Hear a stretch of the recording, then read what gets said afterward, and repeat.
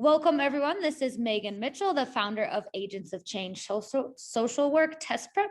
And I'm very excited today. We have one of our partners. We have the founder of Black Girls in Social Work, and we have Bodequia Simon here today. So without further ado, welcome to our podcast. It's nice to have you. Nice to be here today with you. Thank you for having me. Awesome. So I guess we will go ahead and jump right in. Can you tell us a little bit, introduce yourself, tell us about the work that you do, and a little bit about your work in the field? Great. So my name is Bodequia Simon. I do go by Dequa. I welcome everyone to call me that. I only go by Bodequia when my dad is fussing at me because I did something wrong. So my name is Bodequia Simon. I am the creator of Black Girls in Social Work, and I am also a library social worker at a library in South Carolina. So I do that as well, and I'm just happy to be here. Thank you guys for having me. Awesome. Thank you so much. So we can start with how you kind of created Black Girls in Social Work. That would be Okay. awesome because I know you have a very large following now. hmm We do. I believe that we may be at 24,000 members right now in our Facebook community. We have a large Instagram following as well. But the funny part about all of that is I did not create Black Girls in Social Work with the intention of having like this huge platform. So when I started Black Girls in Social Work, I was working at my local social service agency. I was a caseworker there. I did not like the job. I did not like the work. I love the work that I was doing, but I just didn't like the environment and how the work was being executed. And so I was just unhappy at the job and unhappy with my options. I didn't have my license, and I learned really quickly that without my license, I was not afforded the best opportunity as far as work and pay. So I just didn't know where to go after that. Like I was unhappy with where I was, but no idea with I had no idea how to get where I wanted to be. And there wasn't much social work support around me. A lot of the people that I graduated from college with, they've all dispersed after graduation. They moved off to different places. And then the people that I were still connected with, they were struggling as well. There was only 2 individuals with social work degrees in my office at that time. And they were planning on getting their master's in something else. They weren't even planning on continuing social work. So I was at a place where I felt like I didn't have the resources that I needed and the support that I needed. So I started seeking like support online. Like I started joining different Facebook groups, and I joined a Facebook group. It was about financial health, basically. And in the group, I saw a lot of Black women posting that they were social workers and they had very low income and they're trying to figure out how to maximize their income, like if they should get other jobs. And at that point, I was working 2 jobs.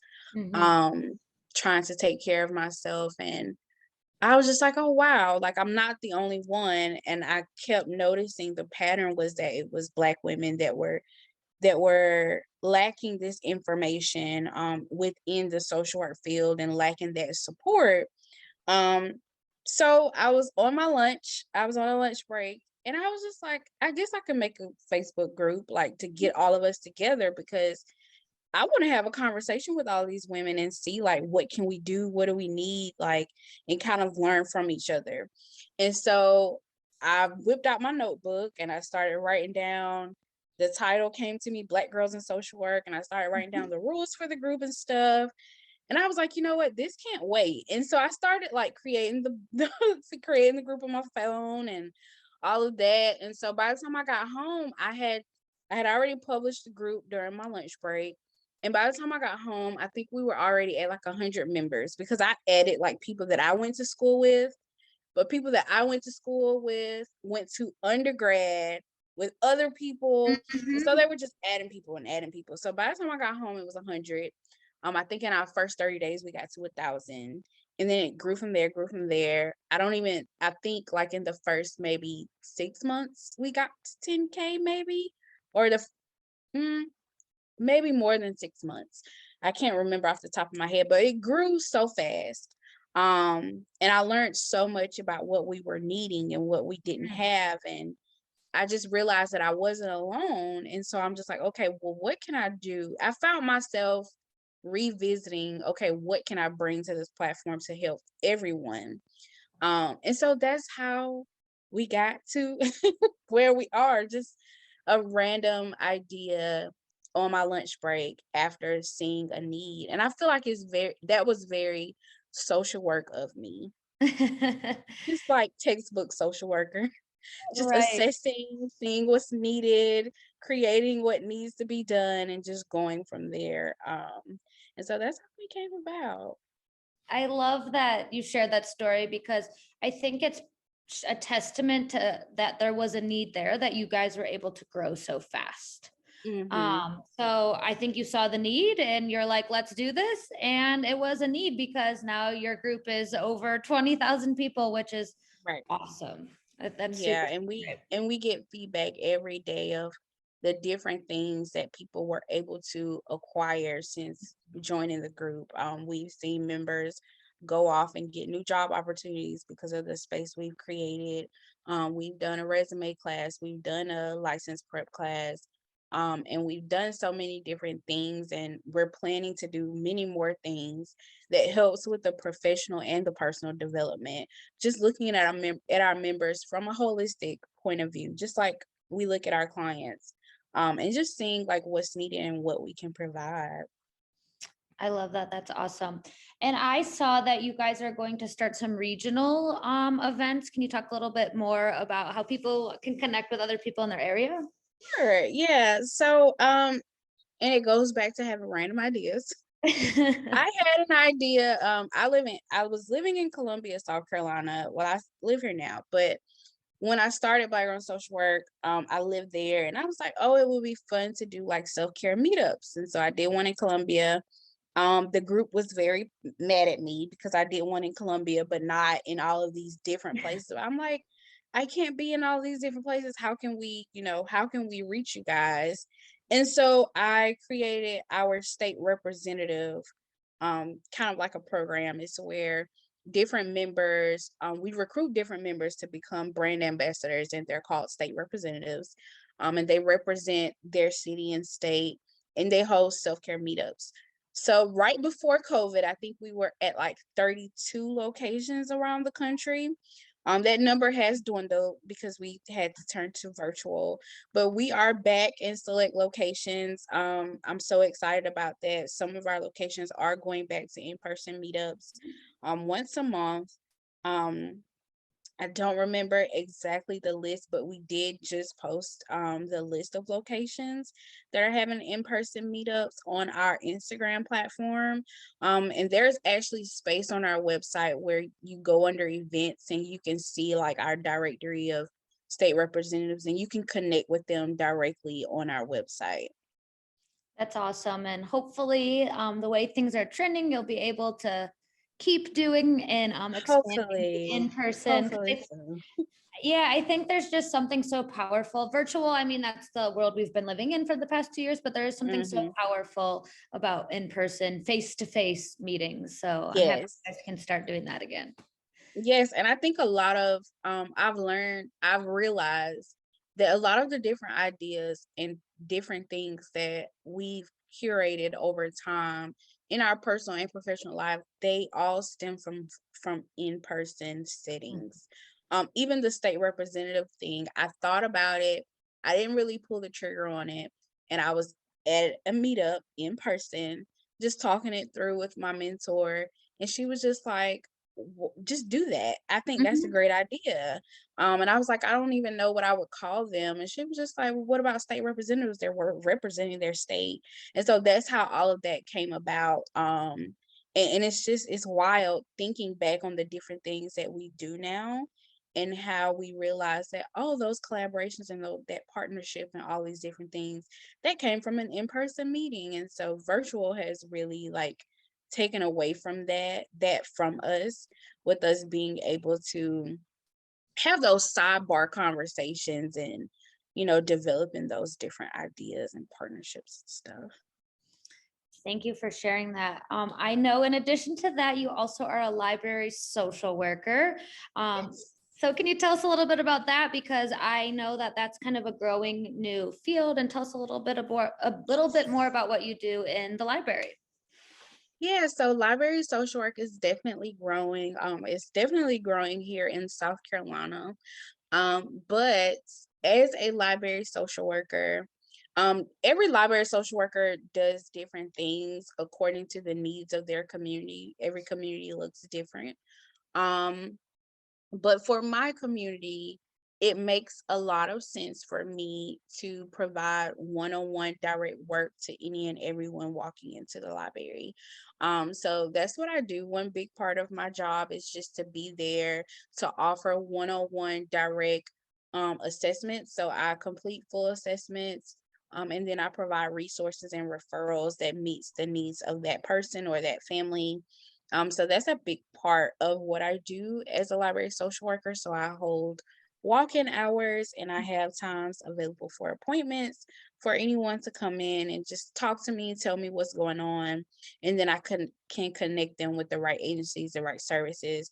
I also help them with any applications, especially our senior citizens that don't really understand like the whole online thing. And I saw a really big issue with like needing an email address to apply to certain things, and a lot of our older community members, they don't have email addresses, so helping them set up an email address and things like that, and then helping them put it on their phone because they don't understand how Right. to do those types of things. So that's one big part of my position, and then the other part is bringing in those special programs that meet the needs of the entire community. So recently we started doing mental health first aid certification classes for the community. We had our first one last month. And then this month we are hosting financial health classes with our collaboration with an agency here in South Carolina. So doing those different types of programs that meet the needs of the entire community on a larger scale. And you and I talked a little bit that it makes sense that the library is a place in the community where people can go, and it might take some of that stigma away of like, I'm going to the Yes. library to access services. So I think that we are going to continue to see library social work grow because it just makes sense. Yes. And it does. And when people describe the library, they say, it's a place to access information. And that's what I am. I'm a person where you can access information about your social needs. And it's so like when you think about it, it's like, oh, that makes such perfect sense, because the library really is a community hub. It's a place where people from all different walks of life come in. And people that are dealing with so many different things come in. Where I'm stationed at in the library is right next to our computer lab. And what I've noticed is that a lot of people come in to use the computers to apply to jobs because they're unemployed. And then with unemployment comes, lack of food, lack of shelter, all of these different things. And so when they're coming into the computer labs, they're using the computers to apply for benefits. They're using the computers to look up and Google all these different things. And before I was there, they were asking our librarians and our computer lab technicians about, oh, what can you tell me about the disability? Like, how do I apply for that?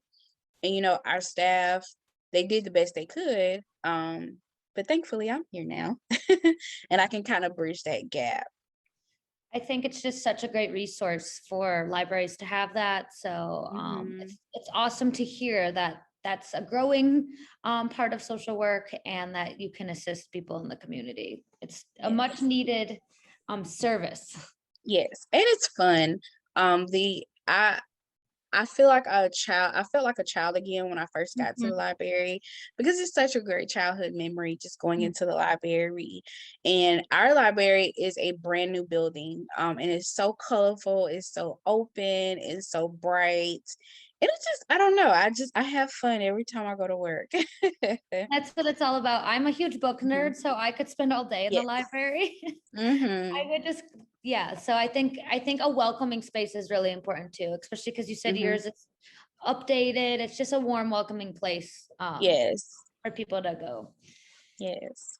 Okay, we're gonna switch gears a little bit. So you've been in the field and doing a variety of different roles. What is Mhm. one lesson you think you've learned in the field that has made you think about social work a little differently?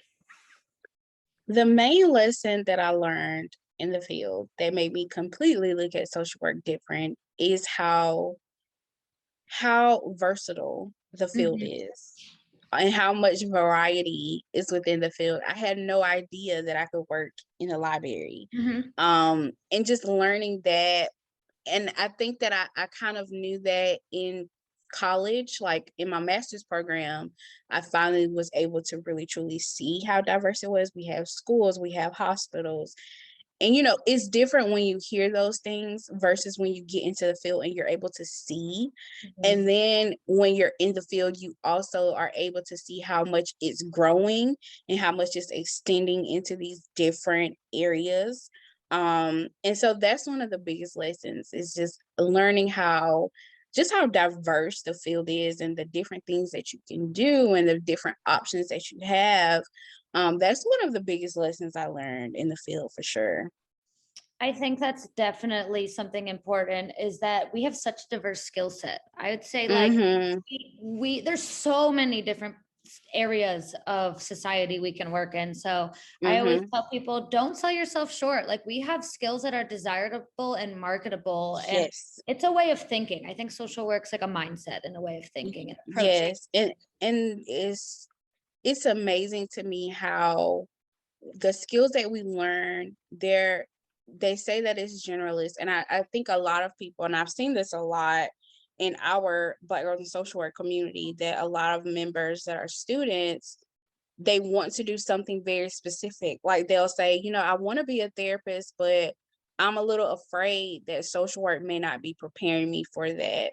And then once you get into the field and you see how what you've learned in your program can literally be applied to any and every part of the field, I think it's just amazing how we are social workers are so prepared with the different skill sets that we gain in our programs, that it can really truly be applied to all of these different types of areas of the field, and I think it's amazing.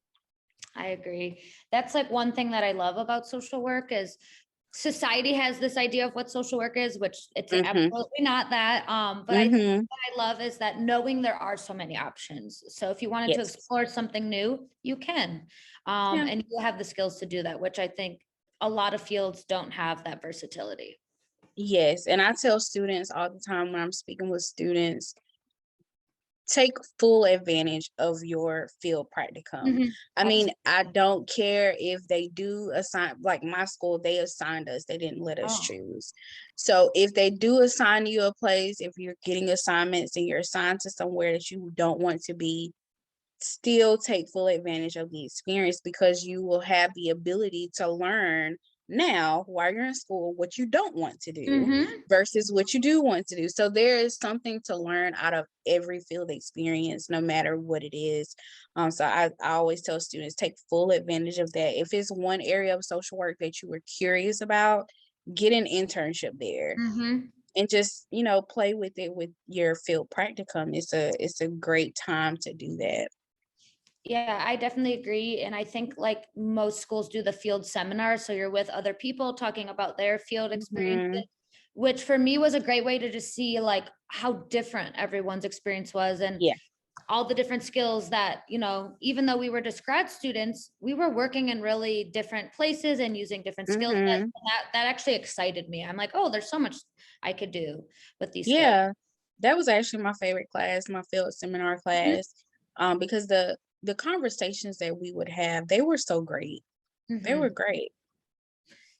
They're great. You get to learn from other people. You get to see like different ways that in different fields, how their supervisors were, good or bad. Mhm. it just was really, really, really interesting. So I agree that I think take Yeah. advantage of your field placements and your field seminar. That's going to be a really important tool. Yeah, and just take mental notes of what seems to be working for you and what doesn't seem to be working for you. Because that's actually how I learned, you know, how like you go into job interviews and they ask, you know, what's your ideal supervisor? What does Mhm. that look like to you?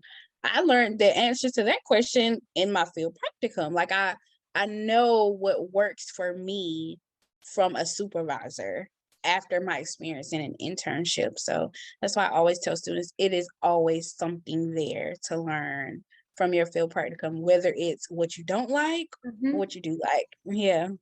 It's definitely a good wake up call in communication because you definitely Hmm. have to be able to communicate. And this is, I think, kind of one of the first times in the social work world where you have to advocate for yourself. Yes. Very important Yes. tool. We advocate for others all the time, but we need to be our own best advocate. So I think Hmm. that's, if it's not working for you, advocate for yourself, right? What do you Yep. need out of the internship? So I think Yep. that's all really, really important life lessons and career Oh lessons. yeah. Oh yeah.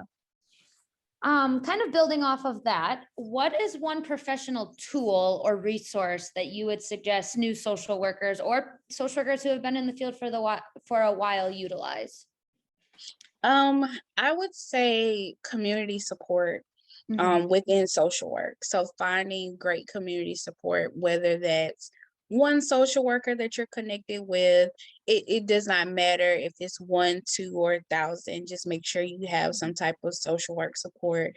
And I say that because all of the different places that I've worked at so far with social work, I have learned what it feels like to be professionally isolated, um, especially in like the healthcare field where it's so many, or even in the school where it's so many different positions in play in at your office and at your agency, and you may be the only social worker, or you may not have social workers there that you can connect with and you can grow and learn from for a different reasons or whatever that may be.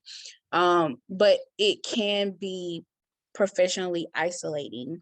Mhm. Um, and it that really does make a difference as a social worker. And so having that support, I think, is very important, and just finding that support for you that works well for you so that you do have someone to call. I know that as a library social worker, it can be very hard for me because I'm the only social worker there and I'm not connected to like an office of social workers. And so having that connection and having that support with other social workers really does save me from becoming burned out and from feeling like I'm alone and not having, you know, that social work support, because it's different. It's a difference in having support from your supervisor and leadership at your job. It's a difference when that supervision and that leadership is coming from an actual social worker. And so I would say having that support. I 100% agree with that. In the schools, sometimes it can be similar, like teachers maybe don't fully understand what Mm, social workers go through. Or what I found was sometimes the biggest challenge was administrators, like principals or assistant principals. mhm, They were more coming from it from like a business standpoint and like not seeing how holistic social work is. So definitely mhm. important you have connections, whether that be Yeah, within your agency or outside, because those are the people yeah, that you really want to lean on. yeah. And it's really, it's becoming more, social support is becoming more, a little more accessible, Yes. especially from the pandemic with things becoming so virtual. So there are a lot more like Facebook groups for social workers, and different social groups. Of course, NASW, and they're having a lot of virtual things. There's NABSW, they're doing a lot of virtual things. So there are options for support, but I would just say, you know, whatever you can find. There's even groups on LinkedIn. Yeah. I didn't know that, but there are groups on LinkedIn you can join as well. So I think just having that social support with other social workers as a social worker is very important, especially in our world today and what that looks like. Definitely. I also encourage people that are maybe just out of school, reach out to your school after graduating. Like you had a Yes. cohort of people that you graduated with. So definitely reach out to your school. That they sometimes put I know my school does, like once a year they do either virtual or in-person events. So that's a great way to stay Mm-hmm. connected as well. So there's tons of Yes. opportunities. Just make sure you're seeking them out and finding what's the Yeah. right fit for your needs. Yeah, just staying connected with like the alumni center. Mhm. When I was in grad school, when I was in grad school and undergrad, we actually had Facebook pages for our Yep. class. So our cohort, we had like a Facebook group.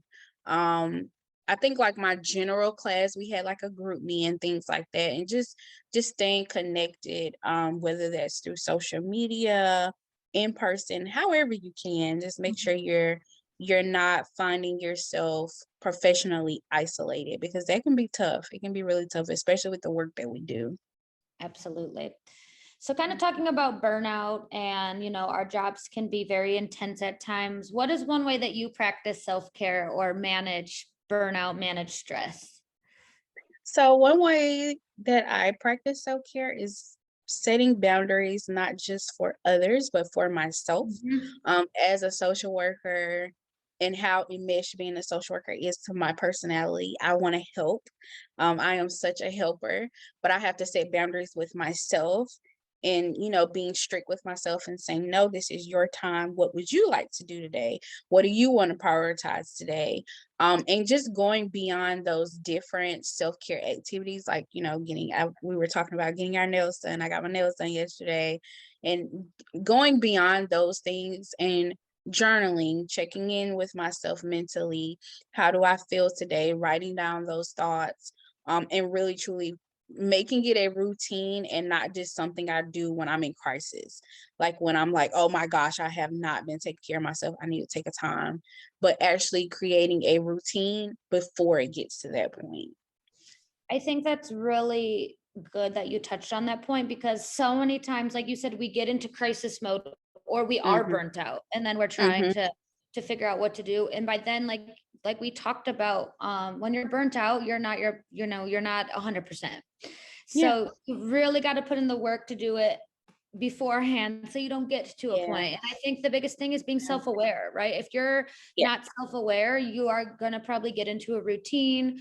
You might be 6 months into a job and be like, wow, I'm miserable and I've been here for 6 months. So yeah, definitely check in with yourself daily, mhm, and make yourself a priority, because we are social mhm. workers, but we are also our people and human beings as well. Yeah, and I don't say that, when you get a routine of caring for yourself, that the crisis won't happen. It'll happen. But Absolutely. I think that when you're routinely maintaining your wellness, your response to crisis situation will be so much better, 1,000 times better. I can say that from experience, that when I'm routinely taking care of myself and being more self-aware of, like, how I handle things and how I emotionally respond to things when crises do come up, I can notice, those things better. I can say, okay, wait, I am in crisis mode.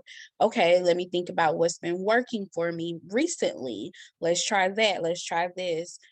So not to say that, when you have a crisis, they won't bother you. You will have an emotional response, but it'll be a different type of response because you've been routinely taking care of yourself.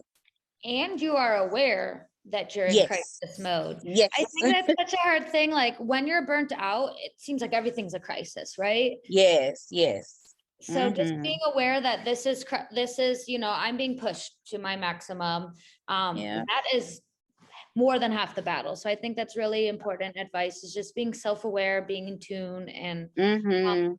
boundaries is such an important thing. And I wish that Mhm. they talked about it more in our social work programs, but you got to learn to set boundaries as a social worker or you will become Yes. burned out. Yes, and I think with me, like I went on this journey of learning how to set boundaries with others, but then I got into a crisis, and then while I'm reflecting, I realized I got into this situation because I was forcing boundaries on others, but I wasn't forcing a boundary on myself. You have to learn how to set boundaries for yourself because, of course, you want to help, of course, you want to be there, but you have to learn to say no, not just to other people, but to yourself, because sometimes it can be you that's the problem sometimes. I agree. And sometimes that's the hardest thing is to That set is, I boundaries mean, with that was ourselves. much harder for me. That was much harder than setting boundaries with other people, was setting boundaries with myself. That was so hard. I think for me, it's the same. Like I have this tendency to want to push through and Hmm. feeling guilt for setting a boundary. Like, oh, Yes. I'll just finish this one thing today. But it's like, Yeah. no, it's okay if I need my body to rest. Hmm. It's okay if I need to take a mental health day today. Yes. That's to replenish myself and get myself to 100% because we Yes. matter. We matter. Our well-being matters. Hmm. So it can be hard, but I agree. Yeah, Got to set boundaries with ourselves. you do. You do. So our last piece that we're going to talk about is our $1,000,000 question. You know, we are agents of change. We're trying to create change, whether it be small or big, and so many different settings. How are you an agent of change? I believe that I am an agent of change through changing the way that we operate within social work as Black women, I think. Um, and just trying to navigate those different nuances that come into play with those intersectionalities of race and gender in the social work field and just in the workforce period. I think that I have been an agent of just changing that trajectory for Black women and how they respond to those different nuances and just how they're able to find success personally and professionally. And I think that as a creative, I'm an agent of change for just changing, well, not changing, but showing how you can really truly create things within the social work field that you like to do. You don't have to go a traditional route and Mhm. have, the normal 9 to 5 day-to-day job. You can create agencies if you like. You can create businesses if you like, that are still social work, just like agents of change. Mhm. And so I think that as a creative, I am definitely being an agent of change, of changing how we see social work, and what we label as social work as well. Well, I want to thank you for that. And I just want to thank you for, sharing your expertise with us, You're taking the welcome. time to share some of your tools and tips. And you can follow Dequa on a few different routes you can find her. Mhm, blackgirlsinsocialwork.com. She's also on Facebook and Insta. And then her mhm. own personal Instagram is a Black Girl in Social Work. I will also, for our listeners, link all of that so you guys can connect. But I definitely suggest you checking out her network. They're doing amazing, awesome things. They Thank continue to you. grow and do awesome stuff. We're excited to partner with them. Um, Yay. Yay. So thank you so much for taking the time and sharing your expertise with us today. Thank you. And thank you for what you do with your social work test prep. Our members are loving it. Some of our members have used it before, and they really value your YouTube videos, even this podcast, and just the different things that you guys offer. So thank you so much for choosing to do what you do. Thank you so much.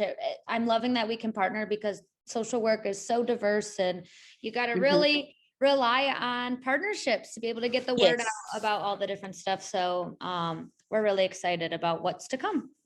Yes. Well, thank you. Thank you.